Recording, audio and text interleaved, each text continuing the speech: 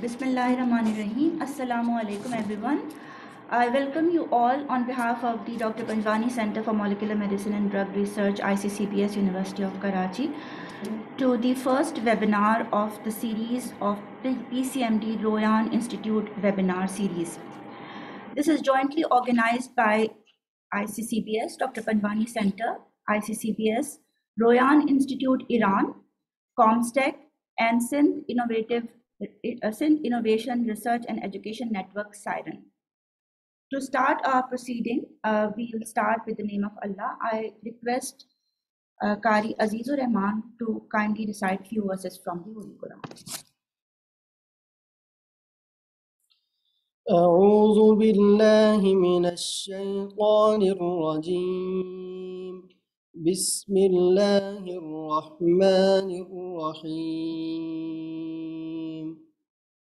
يا أيها الإنسان ما غرك بربك الكريم الذي خلقك فسواك فعدلك في أي صورة ما شاء ركبك كلا بل تكذبون بالدين وإن عليكم لحافظين كراما كاتبين يعلمون ما تفعلون صدق الله العظيم.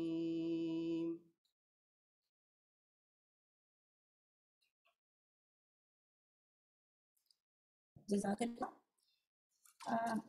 I've mentioned that this is the first webinar from the series of PCMD Royan Institute webinar series. This webinar series is based on the current topics of biomedical sciences, and it will provide basic as well as advanced knowledge, skills, and academic connections and expert opinions from renowned researchers and scientists from both institutions, Royan Institute and PCMD. I would like to invite our director, Professor Dr. Iqbal Chaudhry, to give his welcome remarks on the occasion. Bismillahirrahmanirrahim. Assalamu alaikum. Good morning and good afternoon, ladies and gentlemen. Thank you, Professor Dr. Asmat, for initiating this important series of webinars. And I'm particularly very pleased that two premier institutions of the OIC countries, International Center for Chemical and Biological Sciences in Pakistan and Royan Institute in Iran, are actually engaged in a bilateral series of academic events. We have had the honor of visiting Royan Institute when I was in Tehran and received prestigious Mustafa Science and Technology Prize, Mustafa, peace be upon him, Science and Technology Prize. And I was absolutely delighted and impressed with the quality of work being carried out. Royan Institute is a premier institution in reproductive health, infertility, and regenerative medicine. And then I invited a delegation of Royan Institute headed by very dear brother, Professor Dr. Hussain Behrawan, to our center in Pakistan. This has culminated into a very strong interaction between research group headed by Professor Dr.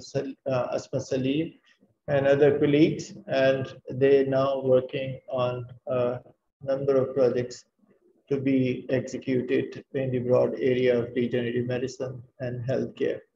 We have then actually thought of initiating a lecture series, not only for the scientists and students of two institutions, but also for scholars from the other universities.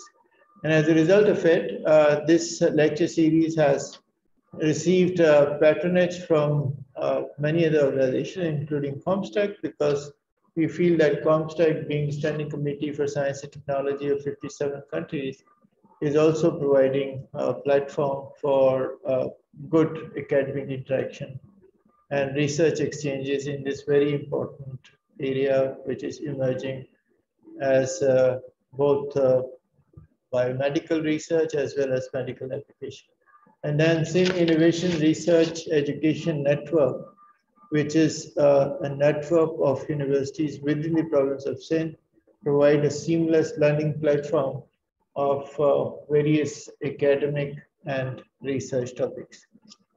This series is going to go a far way, for long, because not only that we would be able to learn what is going on in both institutions, but also help in fostering linkages with the other institution as well.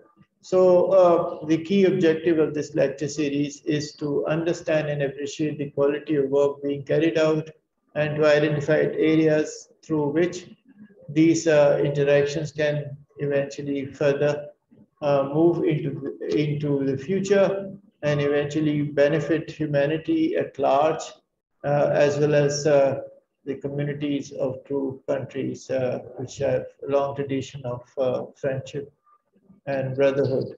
With this, I would like to invite my colleague, Professor Dr. Asma Salim, to introduce today's speaker, who happens to be our younger colleague also. Thank you very much.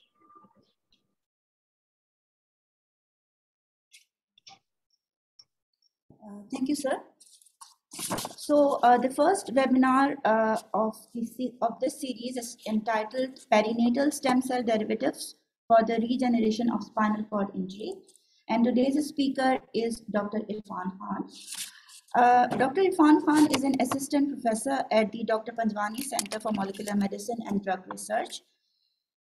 He has completed his PhD from the same institute in 2013 in molecular medicine. Next year, 1 year later, he did his postdoctoral training at the Institute of Stem Cell and Regenerative Medicine, Oakland University, Rochester, Michigan, USA. Then in 2017, he went for his second postdoctoral training at the Institute of Chemistry and Biology of Membrane and Nano-Objects, University of Bordeaux, France. He has established his own research group in stem cells back in Pakistan. He has completed many projects related to stem cell research and tissue engineering with many students graduating from his group. His main area of research is intervertebral disc regeneration, and he has also earned many awards and laurels both in Pakistan and abroad, and has several publications in peer-reviewed international journals. He's also a member of editorial board of 3 international journals and is in the review committee of more than 25 international journals. With this introduction, I would like to invite Dr. Irfan Khan for the first webinar titled Perinatal Stem Cell Derivatives for the Regeneration of Spinal Cord Injury.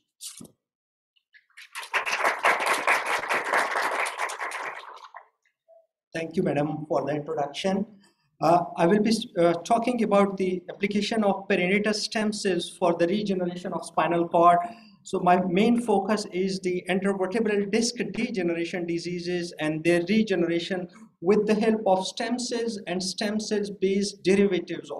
So before going ahead, let's talk about the intervertebral disc degeneration. So as we all know that the lower back pain is a very common problem, and almost every individual at some stage of their life, especially the veteran populations that suffer a lot, and the pain is originating from the lower back, and it lead to the devastating condition. If we talk about the disc degenerative diseases, so there is a lot of problems that are associated with the disc degeneration. These include the degenerative disc diseases, the disc bulges, where the intervertebral disc bulges out, and this bulging basically result in compression of the nerves.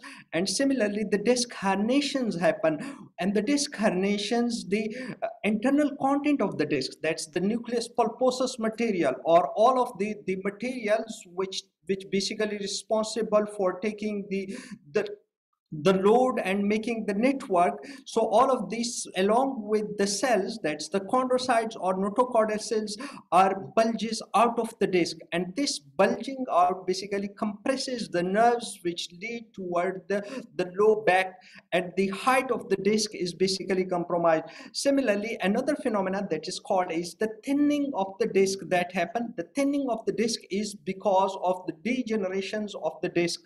The two type of the cells inside the intervertebral disc, that are the annulus fibrous cells and the nucleus pulposus cells. So once the annulus fibrous cells, the nucleus pulposus cells is degenerated, then the inflammation and the other mediatory response is happening. So as a result of the degeneration process, the disc become thinner and thinner. And similarly, another phenomenon that is called is the osteophyte formation, where the AF region, the annulus fibrous region of the disc, is basically leading toward the differentiating toward the osteocyte cells, like they are forming the osteophyte formation, where not only the disc height is reduced, but the cartilaginous end plate, the end of the disc, the bones start bulging out, and that result a severe pain condition.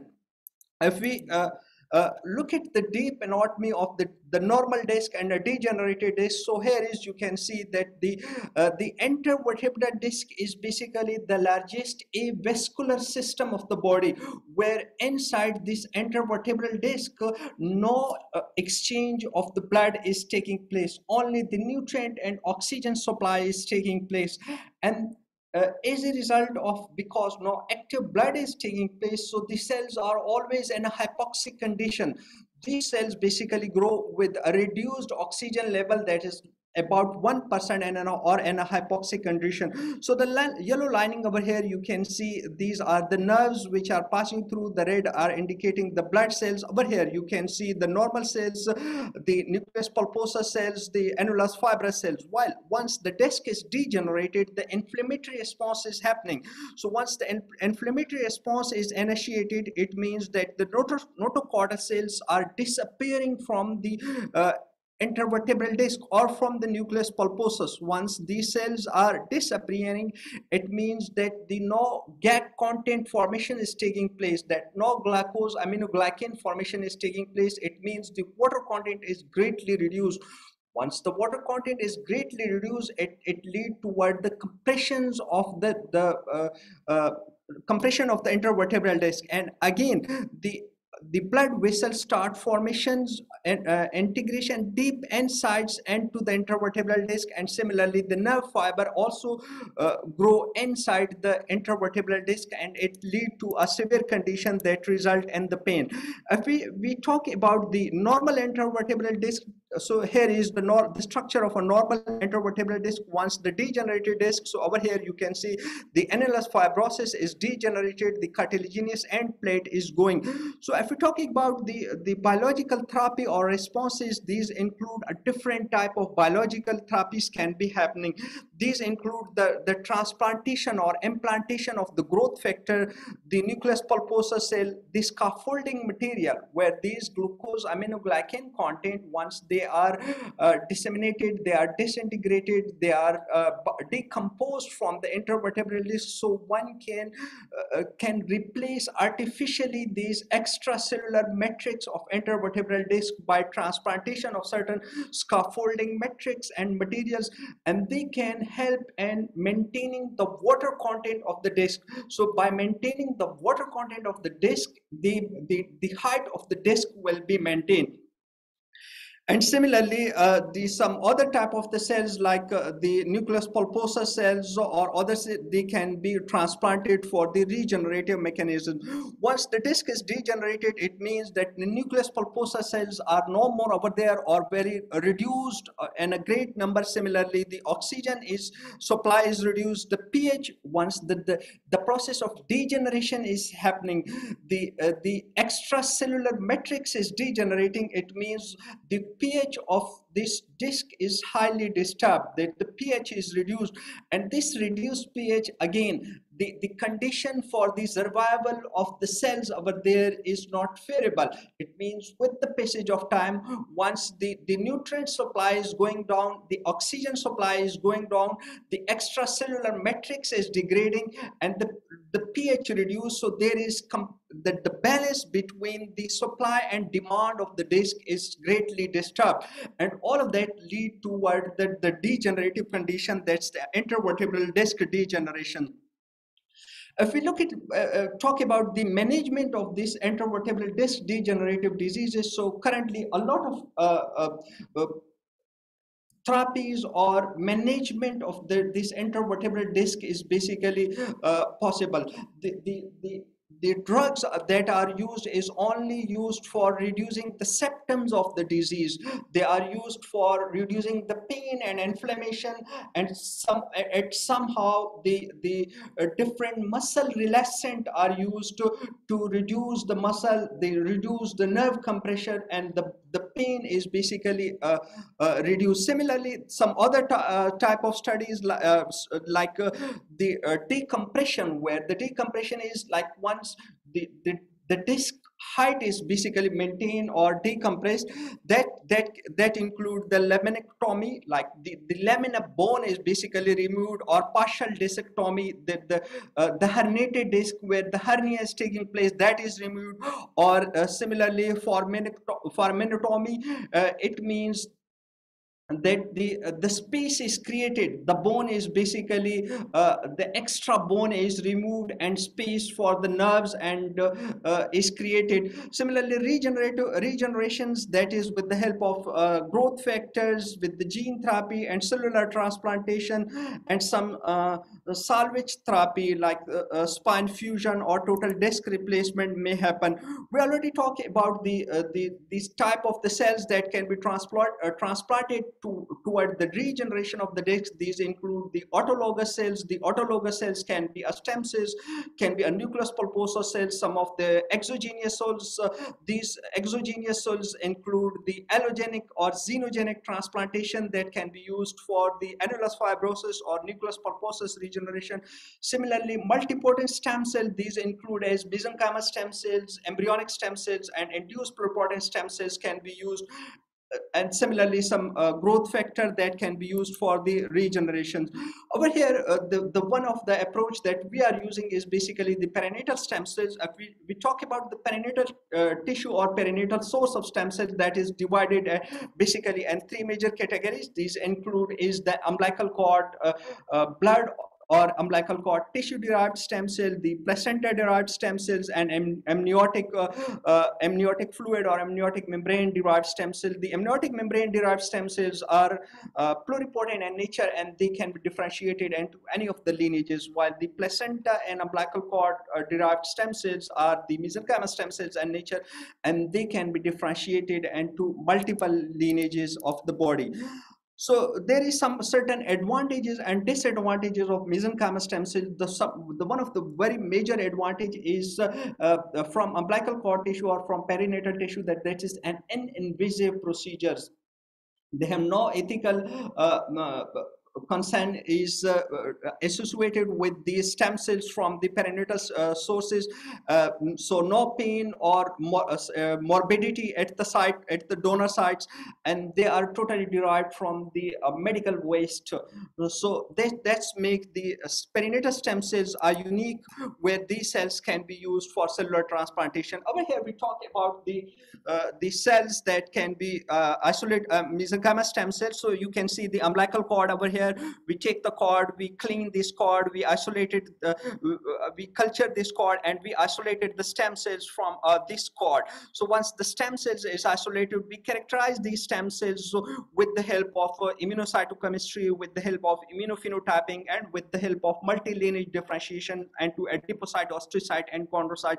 So all of that characterize that basically the cells which we isolated from umbilical cord is basically mesenchymal stem cells. The next one is we differentiate these mesenchymal stem cells into induced chondrocytes, that is if we look at these properties of the stem cells, so over here you can see that the stem cells are not expressing the markers of chondrocytes or notochordal cell or induced chondrocytes. So over here the SOX9, TGF beta and aggregain, all of these markers are negative, indicating that these are stem cells. The straw one is positive, which is the pluripotency markers for the mesenchymal stem cells, and it shows that the cells is basically pluripotent and multipotent in nature. Over here the stem cells are differentiated, so once the stem cells are differentiated, they express the markers of the chondrocyte and lineage, and similarly the gene expression, so that these cells are successfully differentiated and to the induced chondrocytes. So once we are able to differentiate the stem cells and to induce chondrocytes, the next we go toward the disc degeneration model and the caudal disc of the rat tail. So the disc degeneration is basically established with the help of fluoroscopic guided system. With the help of fluoroscopy, we located the caudal disc and then we injected the needle over here. With the needle, we aspirate the nucleus pulposus content, and a degeneration process is initiated over here. So once the degeneration is initiated, then we took the stem cells over there and we looked for the stem cells transplantation over there, and then we analyzed the disc height, we analyzed the ability of the stem cell, whether these stem cells are able to regenerate the disc or not. So over here in this particular slide, you can see that the genes that are associated with the pain and inflammation, that show that once the model is established, the degeneration process is established, the pain and inflammation in the body is upregulated. And once the stem cells are transplanted, so you can see over here that this pain and inflammation is down regulated. So with the help of the stem cells transplantation, or with the help of the induced chondrocyte transplantations, we are able to reduce the pain and inflammation. The next one, we harvested these discs and we look at for the histological analysis. So you can see over here that the annulus fibrous region and the nucleus pulposus region, while over here the degenerated disc, you can see that there is no intact cells in the nucleus pulposus. So all of the nucleus pulposus is degenerated. Where we transplanted the mesenchymal stem cells, so you can see that it somehow the nucleus pulposus region maintain itself, but itself not at the normal level. While once where we induce the induced chondroprogenitor cells, or these cells are able to better preserve the property of the nucleus pulposus cell and AF region or annulus fibrous region. So it indicates that these stem cells transplantation is basically leading toward the regeneration of the intervertebral disc degeneration. So to further validate whether those particular cells which we transplanted are basically responsible for this regeneration of the intervertebral disc, what we do, we use an approach to label the stem cells in vitro with certain fluorescent dyes. So over here you can see that's the DII, a certain fluorescent dye is basically over there. It labels the cells, so the cell is living, they are growing and dividing, but their membrane is labeled, and one can track these cells. So over here these cells tracking or labeling is confirmed with the help of a flow cytometry and fluorescent microscopy. Over here we took the harvested disc, and once the disc are harvested, so we look at over here, so you can see that the harvested disc, we can observe the transplanted cells over there. The next one, we want to clarify that whether this particular cells which we transplanted, the human cell, is basically differentiating into the induced chondrocytes inside the intervertebral disc. So we stain it with the markers of the intervertebral disc, and over here the green panel, you can see that yes, these cells are expressing, these red cells are basically expressing the markers for the chondrocyte inside the intervertebral disc, and it indicates that yes, those cells are basically surviving inside the intervertebral disc and are responsible for the regeneration of the disc. So we perform the fluorescent intensity over here, we quantify them. So in conclusion of this one, we take it that the stem cells, basically what we did, isolated from the perinatal sources, we established a model for the degeneration of it for the intervertebral disc, and then once the model of degeneration is established, so we look at the pain and inflammation. So the stem cells or induced chondroprogenitor cells transplantation is basically reducing the pain and inflammation. And again, we look at the histological analysis, and it shows that yes, these transplanted cells are basically improving the tissue architectures or the histological analysis of the cells. So to look at further confirmation is whether just without the differentiating the stem cells by a chondro induction medium and to the chondrocytes, whether to use certain other approaches that grow the stem cells and the basal medium, and without using any xenogenic proteins, whether we are able to differentiate the stem cells onto the chondrocytes or not. So we look at the approach of engineering these stem cells with the help of certain uh, transcription factor, and this transcription factor include is the SOX9 and SEX1 transcription factor. This SEX1 is a very early inducer of the chondrocytes, and just inducing the chondrocytes, it then disappears. And similarly, the SOX9 is a transcription factor that regulates the fate of the chondrocytes, and it remains same. It is remain expressed throughout the life of the chondrocytes. So over here, once we took this gene and we transfected these gene with the help of electroporation toward the stem cells. So you can see these genes are labeled with the green fluorescent protein, and you can see over here that these cells are basically expressing the green fluorescent protein. It indicates that those plasmid vector, those vector which we transplanted, we transfected toward the cells, they are basically coding this particular protein, the SOX9 and SEX1. So the further we look at the morphological appearance of the stem cells. So here you can see the stem cells and the normal medium, the normal MSCs and the stem cells that are differentiated and to the normal medium and the chondro induction medium, and the morphological appearance is changed from the stem cell, and it shows that these stem cells are differentiated into a chondroprogenitor cell. Over here you can see that these stem cells are differentiated stem cells. So these are basically the stem cells which are transfected with SOX1, 61, SOX9, or combination of these both gene, the SOX9 and SEX1, and we grow them for 21 days in a normal medium and chondro induction medium. And a normal medium to compare that whether these stem cells without the chondro induction medium are able to differentiate into chondrocyte by just overexpressing these SOX9 and SEX1 gene. So over here is the panel, so you can see the SOX9 expression, while the green panel is showing this cellular cytoskeleton. So we follow it for 21 days, and it shows us that yes, these cells are basically differentiating toward the chondrocyte. Over here, so once the cells are differentiated toward the chondrocyte, we next want to confirm whether the stem cells basically lose their properties of being stem cells or not, whether they are fully differentiated stem cells or they are still mesenchymal stem cells and nature, or these cells can be reversed back into the stem cells fate. So we look at the pluripotency marker over here. You can see that the mesenchymal stem cells are only mesenchymal stem cells are expressing the STRO1 expression, while over there the other cells where the SOX1, 6-9 and the synergistic combination of SOX9 and 6-1 are not expressing the stemness marker. It means that the cells are completely differentiated into the chondrocytes. Over here we quantify the fluorescent intensity. It shows that yes, no STRO1 expression is taking place over here. So the next one, we analyze the gene expression of these differentiated stem cells, these induced stem cells, and show us that yes, these cells are expressing the genes of the chondrocytes, and these cells are totally the chondrocytes in nature. So over here we look at for the in vivo study, and we take all of these cells, these transfected cells, grown for 21 days in a normal medium and the induction medium, and we transplanted in the intervertebral disc degeneration model, and we look at the pain and inflammation profile again over here, and we want to analyze whether the oxidative stress marker, the pain and inflammation, whether the stem cells transplantation basically regulating the molecular mechanism, the molecular signaling pathway inside the disc degeneration. So we found that yes, these cells are basically responsible for regenerating, for reducing the pain and inflammation in the disc. So the next one, we track the same phenomena. We want to analyze the homing and survival of these stem cells inside the intervertebral disc.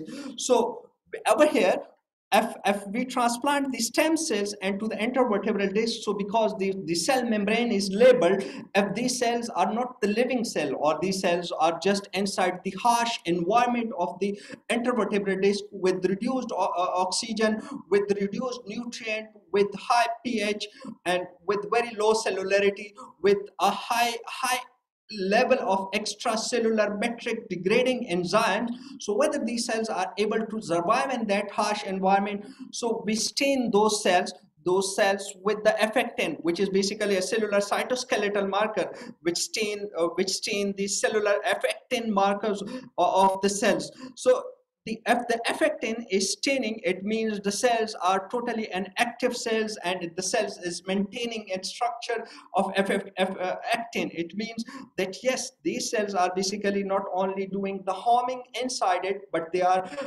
physically active cells, and these cells are basically performing their roles. So again, we look at for the differentiation, whether those particular cells which we transplanted are basically differentiated. So yes, these particular cells are differentiated into the completely notochordal cells type, and we quantify them that yes, these have the statistically significant level of differentiation between them. So we perform the histological grading of these stem cells, whether the cellular transplantation, the tissue architecture, the regeneration ability of these discs. So what is the histological grading is telling us that whether these particular cells, the cell therapy group is basically responsible for restoring the tissue architecture, for restoring the disc structure, for restoring the cellularity inside the disc, for reducing the pain and inflammation, for maintaining the water content of the disc. So over here we conclude that the engineered stem cell, that the stem cell that are transfected with the transcription regulator are basically playing their roles and the regenerations of the disc. So another one of the approach that we used for the disc regeneration is we want to go a cell-free therapy for the regeneration of the disc degenerative diseases. We don't want to use any of these type of the stem cell, whether we use the stem cell, these mesenchymal stem cells, or we want to use the genes or the induced chondroprogenitor cells, or these or notochordal type of the cells. So without using any type of the cell, just look at the approach to regenerate the disc. So with the help of that approach, what we do, basically we take the mesenchymal stem cells and we induce these mesenchymal stem cells to secrete vesicles, to once these mesenchymal stem cells are growing and some stress conditions, so these cells is basically putting some cell survival factors, and these cell survival factors are basically released in the form of extracellular vesicle or exosome. So what are the extracellular vesicle or exosome? If we're talking about the cells, so this a particular cell, so the cell is basically, once the cell is going to under a stress condition, so it secretes the apoptotic bodies. Once the cell is in a highly stressed condition, so they secrete the apoptotic body, and these apoptotic bodies are 1 to 5 micrometer in size.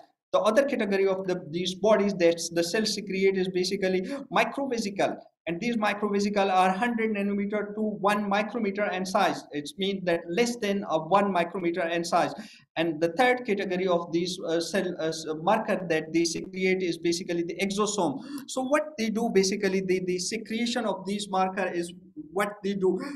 These markers which are secreted, basically that this and inside the exosome or extracellular vesicle, so there is a lot of molecules that are over there. These include the different enzymes and proteins, the growth factor and the microRNA and the long non-coding RNA. And these are the signaling molecules that are responsible for rescuing or dying cells.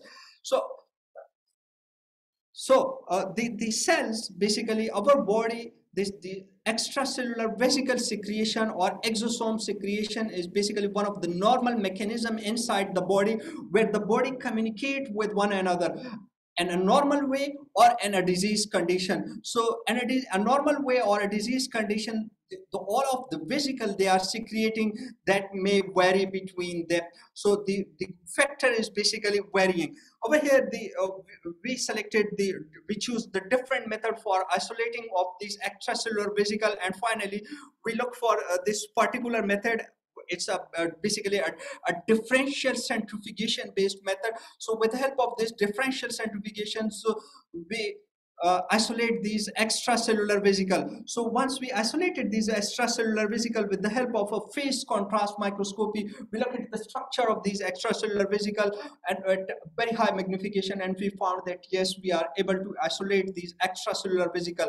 The next one, we look at for whether to fully characterize these extracellular vesicle. What we do, we look at the again a fluorescence microscopic based technique, where we took one of the cell membrane or the membrane, the lipid labeling dyes, and these DIL lipid labeling dye is basically labeling all of these extracellular vesicle. And once all of these extracellular vesicle is labeled, we put it under a fluorescent microscope and we look whether those particular extracellular vesicle are producing fluorescent or not. So it showed that yes, these particular extracellular vesicle are producing fluorescent. Over here you can see, and the Fetus channel over here, no fluorescent is appearing. It means that there is no basically autofluorescence, and whatever the color of the red color is appearing is because of the labeling of these extracellular vesicle. The next one, we analyze these extracellular vesicle with the help of scanning electron microscopy, and it shows us that yes, the size of these extracellular vesicle and range of these extracellular vesicle, and we are successfully isolating these extracellular vesicle. We analyze these extracellular vesicle with the DLS analysis, and it shows us that yes, these are the extracellular vesicle, and the membrane have a certain level of potential, which is the characteristic of the extracellular vesicle. We perform the atomic force microscopy, and it shows us that the extracellular vesicle is basically successfully isolated. So all of that with the help of phase contrast microscopy, with the help of fluorescence microscopy, with the help of DLS analysis, with the help of SAM analysis and AFM analysis, we confirm that whatever we are isolating from these mesenchymal stem cells are basically the extracellular vesicle. The next one is what we do. We basically took this caudal disc, and we are looking for the isolation of nucleus pulposus cells from the intervertebral disc. So over here you can see this the intervertebral disc. So with the help of the surgical removal, we isolated the nucleus pulposus, and once this nucleus pulposus is isolated, we culture the nucleus pulposus as explant culture, and cell growth start from this explant culture. And in a vitro condition, we isolated the nucleus pulposus cells. So once these nucleus pulposus cells is isolated, the next step is we want to confirm whether these cells which we isolated from is basically the nucleus pulposus cells. So we perform the immunocytochemistry again for the markers of these nucleus pulposus cells, and it shows that yes, these cells which we isolated is basically the nucleus pulposus cells, and these cells are not expressing a very basal level of a stroke marker. It means they are not the stem cells, the desk specific stem cell, but these are the nucleus pulposus cell, and the control is showing no expression. So over here we perform the CFU analysis, we perform the colony forming unit, we perform the population doubling time and the population doubling rate. So that's the growth of these nucleus pulposus cells. So the next one is we induce the oxidative stress and these nucleus pulposus cells to induce certain damage and in vitro condition. That while before I tell you that during the intervertebral disc degeneration process, so there is the imbalance between the demand and supply. The oxidative stress is induced, the pH of the disc is changed, the extracellular matrix is degrading. So it all need to induction of an oxidative stress. So here in an in vitro condition, we induce the oxidative stress.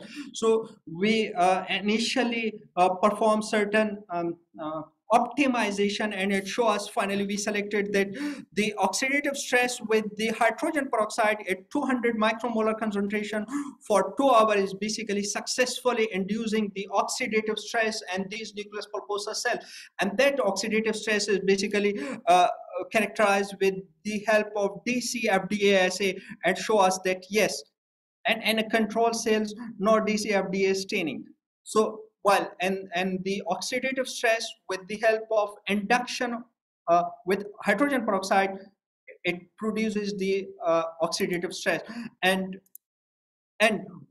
with the help of the extracellular vesicle, whether the extracellular vesicle that is before transplantation and before inducing oxidative stress and after inducing oxidative stress, so the DCFDA stain is greatly reduced. It means that the extracellular vesicle treatment is basically reducing the oxidative stress. So how we reduce this extracellular vesicle treatment? So the how they reduce it, basically over here is one of the phenomena. Again, we use a certain marker to see whether these nucleus pulposa cells, whether these cells which we are inducing the oxidative stress is able, this extracellular vesicle is able to get by these cells.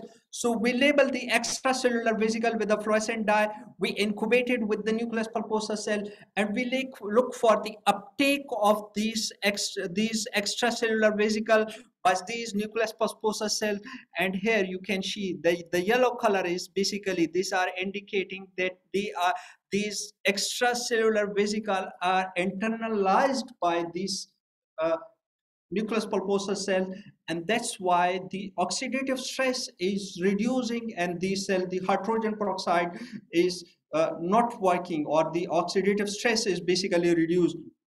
The next one is we analyze the molecular mechanism, whether the oxidative stress gene, once these control cell, the nucleus pulposa cell, the cell where the oxidative stress is induced, and the oxidative stress is induced and then treated with the extracellular vesicle. So over here you can see that the oxidative stress responsive genes is greatly reduced and the oxidative stress, but once they are treated with the help of, we treated with the extracellular vesicle, so these genes is basically upregulating.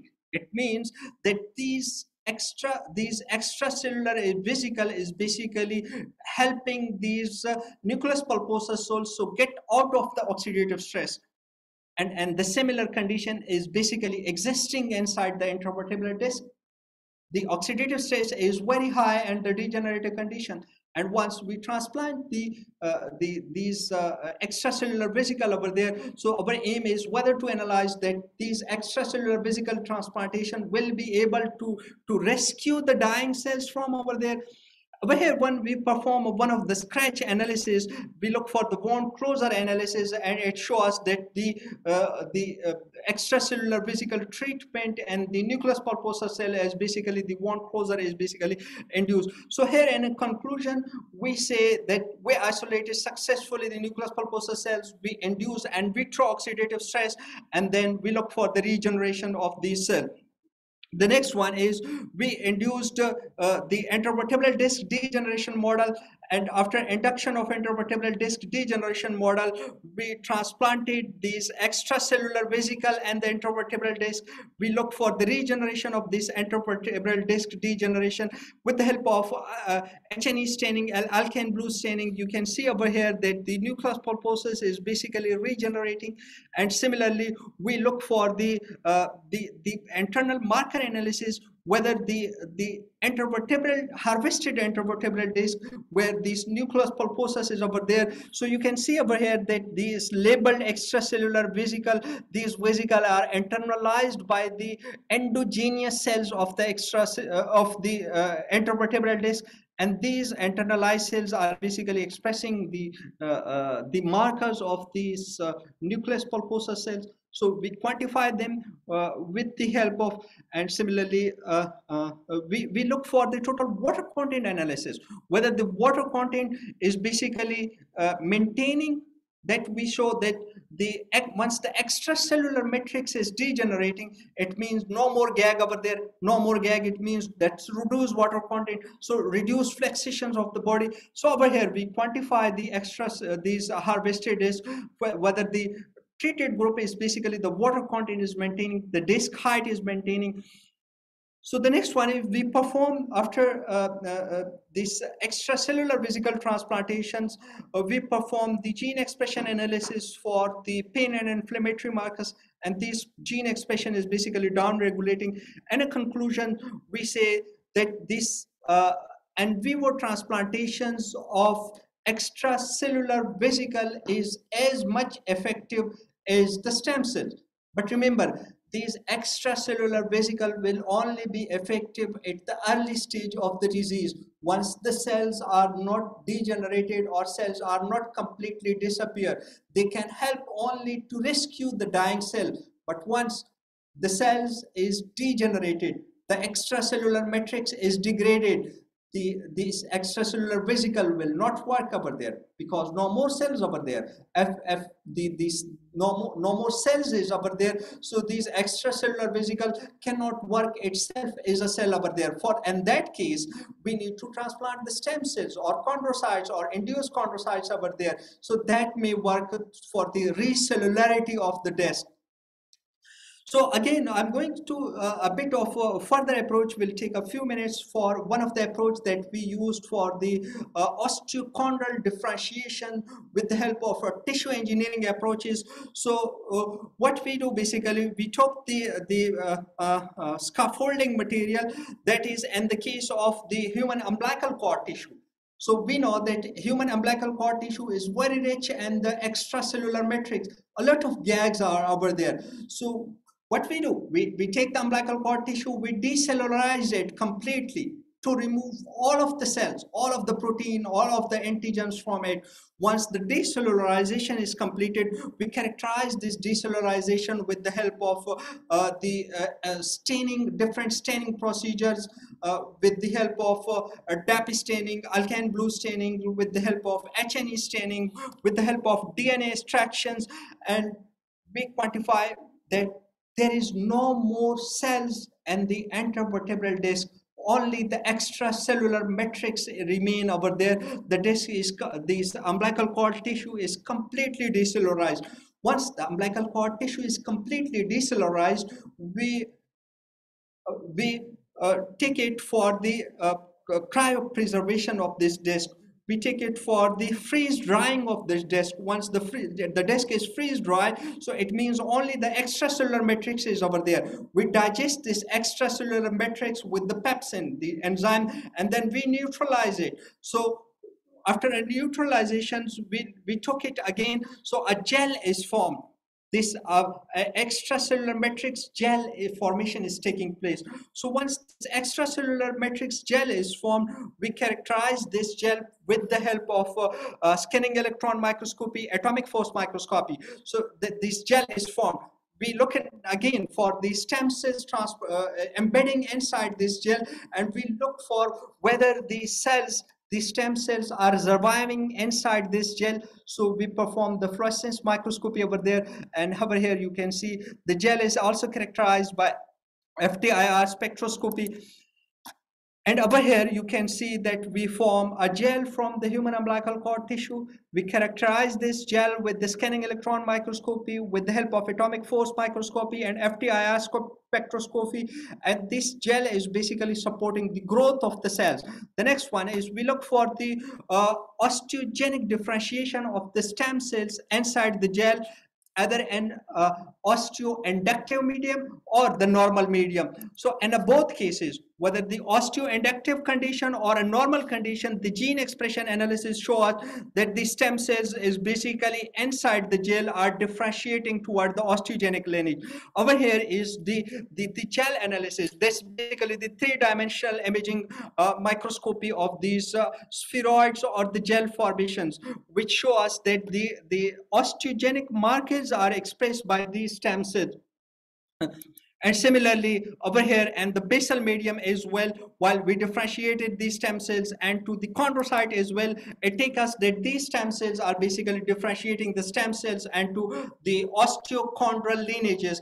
And once these cells, these basically tissue engineering approach can be used for the spinal cord, for this intervertebral disc degenerative approaches, where these cells can be transplanted toward the disc. So the ones that connect this cartilaginous end plate, the AF and the osteocytes, this fracture can be repaired with the help of this approach.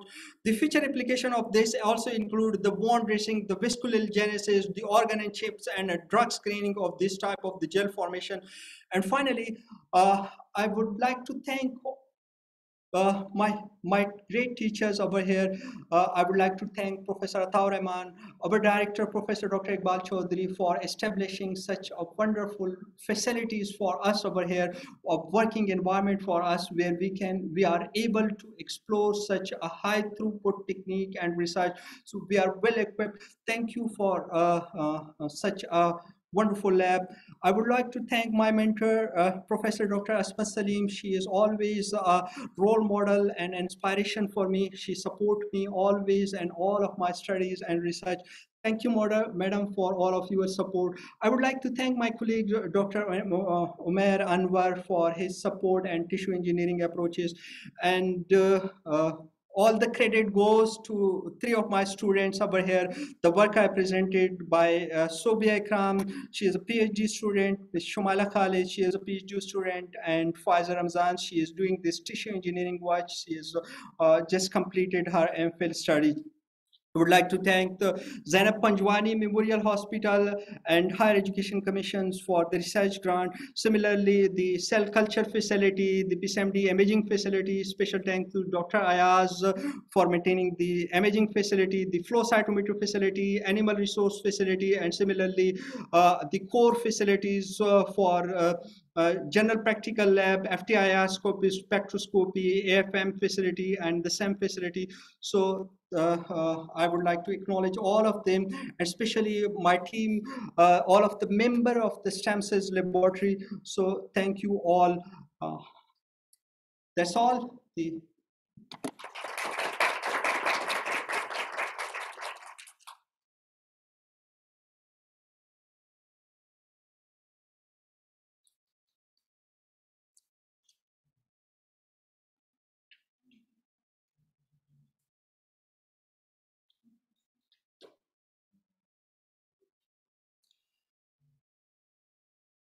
Yes, the session is open for question and answer.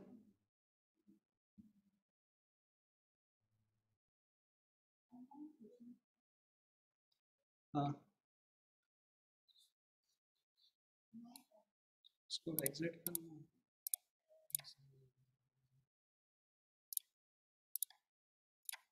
Yes.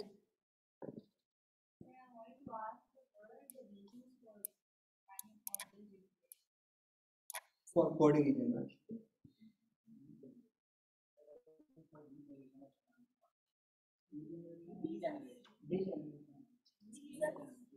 Reasons for okay, so the question is, what is the reasons for the regeneration of this intervertebral disc degeneration, right? This is basically not a single reasons for the intervertebral disc degeneration. That can be the major reason is basically the physical injury, the traumas. That's the your setting position, your working ability, the load you are carrying, and similarly certain genetic factors, certain disease condition. That's all are responsible for the degeneration of the intervertebral disc degeneration. And similarly, the aging is one of the major factor. The almost majority of the people are suffering from this disease at later stage of the cells. So basically, the intervertebral disc degeneration is basically during the first decade of the life. The cell is basically called is the notochordal cells. These cells are able to divide and grow, but after the first decade of the life, these cells are converted into chondrocytes. So the chondrocyte regeneration ability or growth ability is very limited, and very few progenitor cells are present over there. If your decay, decompositions or degeneration is more than the cells that are rescuing themselves, is basically leading toward the degeneration. So the load, physical trauma, injury, genetic factor, different diseases, these all factors are responsible for degeneration of the intervertebral disc degeneration. When we take the stem cells from the umbilical cord, does it affect the fetus as well? Sorry? When we are taking the stem cells from Yes. the umbilical cord, Stem cells and the does it affect the fetus? Is there any effect on the fetus? fetus. Like when we are taking it, Any negative effect of the Yeah. stem cells on the fetus? The question is, what is the negative effect of the stem cells on the fetus? So actually, the stem cells, it's depend on if actually there is no negative effect. The stem cells which you are isolating from, whether from the placenta, either from the umbilical cord. So this all is happening after the delivery process, after the C-sections or all of it. So once the baby is secured, the mother is secured, then you come toward the cord. So if you are not isolating the stem cells from this cord, you are not using the stem cells for the cord for stem cells isolation or certain other application or for medical use or whatever. What we do with this umbilical cord or placenta, we discard it. So there is no negative effect on any type of effect on it. It's always the positive effect. Yes, because it's used in research. It is used, and similarly, it's not only used that we are using on some animal or that. Can also be used for allogenic transplantation of the stem cells. So as you know that these mesenchymal stem cells are basically the cells which are not expressing the HLA-DR molecule.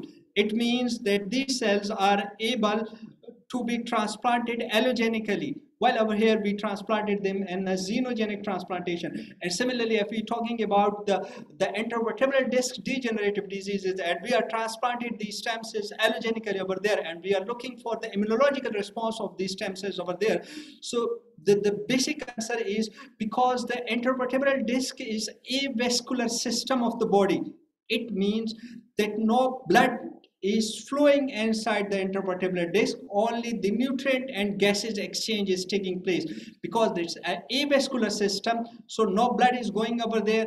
It means whatever cells you transplant over there is not exposed to immunosystem of the body. So immunologically these cells will not be rejected. And again, the second answer, the second thing is because the mesenchymal stem cells are not expressing the MHC class 2 molecule, it means they are not presented to the antigen presenting cells, and immune system is not reacting against them. So these are immunomodulatory cells.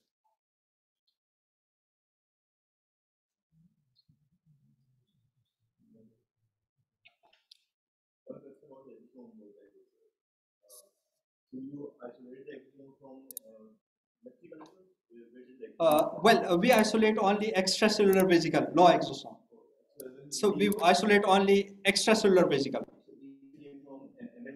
Yes, MSCs. Under normal conditions, or were they actually, we give them certain stress. We are not inducing actually a drug induced or certain or the stress inducer, but we only induce it by overgrowing them and then giving them a nutrient shock overnight. And the next day we just fracture them, the cells, we scrap them and we isolate the extracellular vesicle.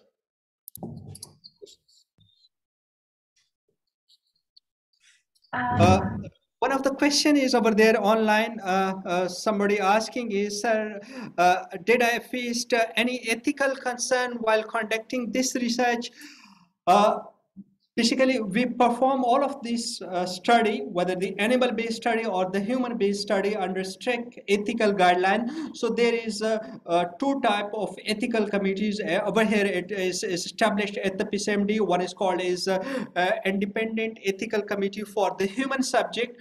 That is, whatever we are trying to work with the human subject, either they involve the cells or tissue or any type of the material or drug, so we need to take the ethical approval. So because we took the proper ethical approval from the human ethical committee of the this institute and from the Zainab Panjwani Memorial Hospital as well.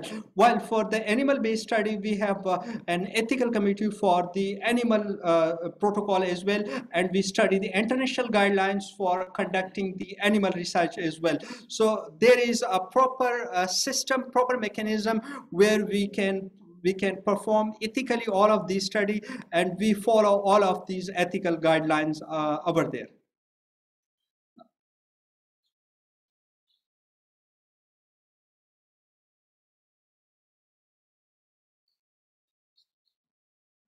There is another one question is how did you avoid the tumorigenesis of the stem cells? So the basic answer is the tumorigenesis formation is basically, that's the major problem in the pluripotent stem cells, not in the multipotent stem cells, because the pluripotent stem cells, their growth is uncontrolled and they can grow for indefinite period of time for many of the passages. But the mesenchymal stem cells, what we are isolated, they are not growing indefinitely. They maximally grow. What we grow on is up to 15 passages, and after 15 passages they are no more growing. And the how do I avoid this? Because we transplant the stem cells, not transplant the stem cells only. We differentiated the stem cells into the chondrocytes. We make them a progenitor cells of a notochordial origin.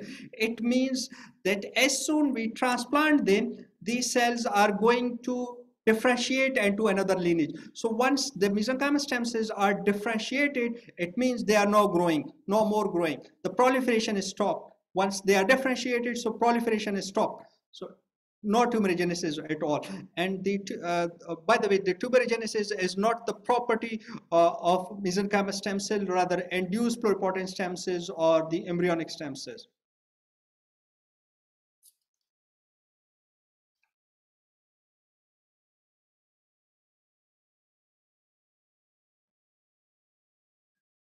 Well, there is another question that's a very important question. She asked about that genetical modification can encounter some problem and completely or permanently damaging these genetic cell or changing its traits.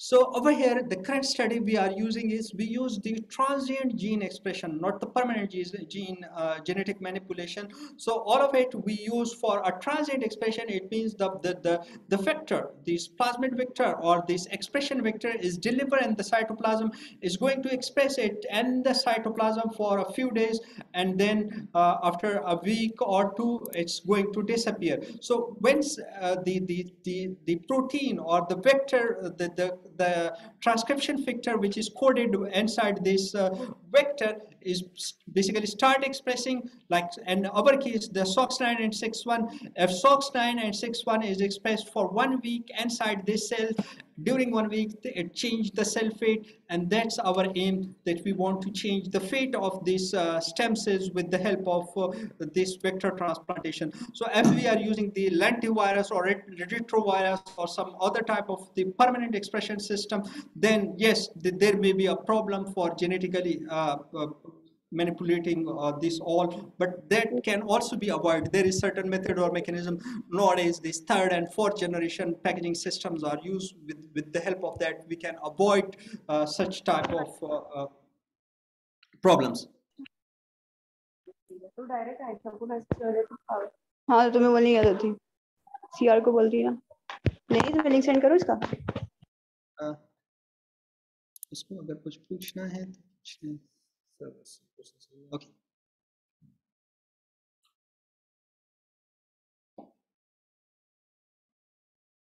What is the protocol for deceleration? There is a question that what is the protocol for decellularization of the hydrogel? So basically we use ionic detergents. So the ionic detergent is responsible for the decellularization procedure. And similarly, certain they can be accomplished with certain enzymatic digestion as well. So the ionic detergent with certain enzymatic digestion is with the help of it, one is able to decellularize the cells. And the hydrogel fabrication or hydrogel formation for the hydrogel for gel formation is basically the bonding approach inside the different amide linkages inside the gel. So for gelling formation, we didn't use any of the exogenous material, rather than the bonds itself is able to form in the gel formation once this pre-gel is neutralized. So after neutralization, the gel is formed by itself. We didn't use any of the exogenous chemical or enzymes.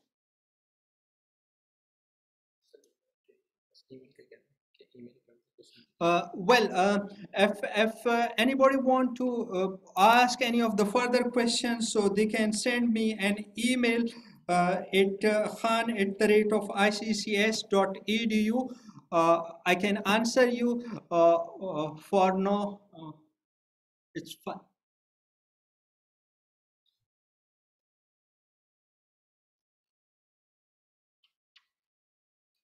Thank you. Thank you very much, Dr. Irfan Khan, for your very extensive talk, which covered many aspects of regenerating the intervertebral disc. I hope that all of you must have benefited from this lecture. In the end, I would like to acknowledge the efforts of all the staff of ICCBS who have made this webinar possible. This is a hybrid webinar.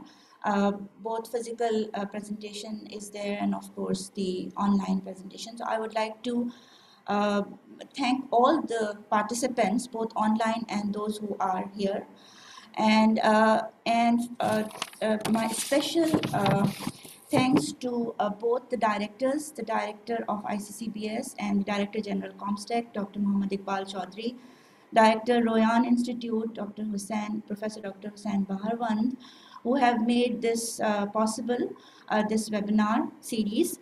And of course, the Sindh Innovation Research and Education Network, SIREN, the whole team who have made great effort to arrange this seminar. And lastly, I would like to give my special regards and thanks to Dr. Sara Pahalwan of Royan Institute. She has been an excellent coordinator. We have been coordinating regarding this webinar for the past 2 weeks, and I really want to thank her so very much. Thank you once again. As we know that it's a series of lectures, a regular series of lectures. Inshallah, the next one would be in May, and this is a kind of alternate webinars. One from our institute, PCMD, and one from the Royan Institute. So the next webinar would be from the Royan Institute faculty or senior researcher, and the exact date and time would be coordinated, communicated to you just 1 or 2 weeks before the start of the webinar next month, inshallah. Thank you once again. Thank you for participating in this webinar.